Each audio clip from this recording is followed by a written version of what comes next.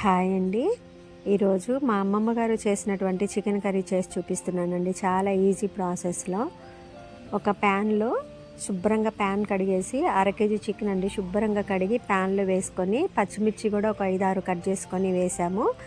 అలాగే కొత్తిమీర, పుదీనా, అల్లం వెల్లుల్లి పేస్టు, ఉప్పు, కారం, పసుపు ఇవన్నీ కూడా నూనెతోటి బాగా కలిపేసి మ్యాగ్నేట్ చేసి ఒక 5 నిమిషాలు పక్కకు పెట్టిన తర్వాత కట్టెల పొయ్యి మీదేనండి కట్టెల పొయ్యి మీద పెట్టేసి 5 మినిట్స్ కుక్ చేశారండి. అంతే. నేను అనుకున్న పచ్చి చికెన్ కదా స్మెల్ వస్తుందేమో అన్నీ కలిపి పెట్టేశారు. అసలు ఎప్పుడైనా మనం తాలింపులు వేసుకోవాలిగా అనుకున్నాండి. లేదండి, తను అటు ఇటు తిరుక్కుంటూనే మాతో మాట్లాడుకుంటూనే ఈజీగా చేసేసారండి. స్టవ్ మీద పెట్టి ఒక 5 నిమిషాలు కుక్ చేసిన తర్వాత రెండే టమాటా వేశారండి. ఒక లేయర్ లాగా అయితే పేర్చారు చికెన్ అంతా కూడా.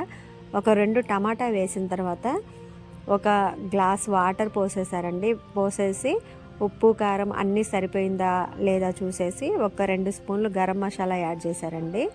ఇక అంతే. అసలు మనం రెగ్యులర్గా తాలింపులో వేసుకునే చికెన్ కంటే కూడా ఎంత బాగా ఉడికిందంటే, రసం కూడా ఎంత టేస్ట్ ఉందంటే అంత టేస్ట్ ఉందండి. పల్చగా లేదు, చిక్కగా వచ్చింది రసం కూడా.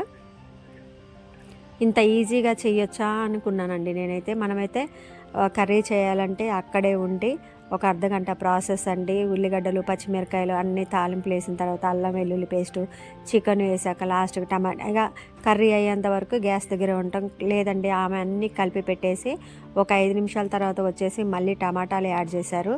ఒక 2 నిమిషాలు ఉంచేసి కొంచెం వాటర్ వేసేసి గరం మసాలా యాడ్ చేసేసి ఉప్పు, కారం అన్నీ సరిపోయిందా లేదా చూసి కొంచెం కారం తక్కువ ఉంటే కారం యాడ్ చేసేసి మళ్ళీ మూత పెట్టేసి ఓన్లీ ఆవిరితోటే ఉడికిందండి కర్రీ అంతా కూడా. ఎంత బాగా వచ్చిందంటే అసలు ముక్కలు కూడా.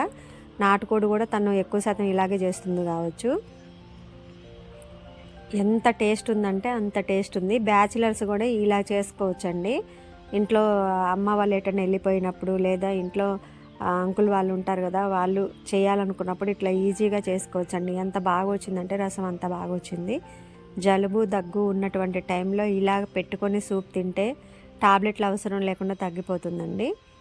మీరు ఒకసారి ఇలాగే ట్రై చేయండి. చూడండి ఎంత బాగా వచ్చిందో కర్రీ. గరం మసాలా కూడా ఇంట్లోదే వాడుతుందండి. అల్లం వెల్లుల్లి పేస్ట్ కూడా ఇంట్లోదే ఆమె. మీరు కూడా ఒకసారి ఇలా ట్రై చేయండి.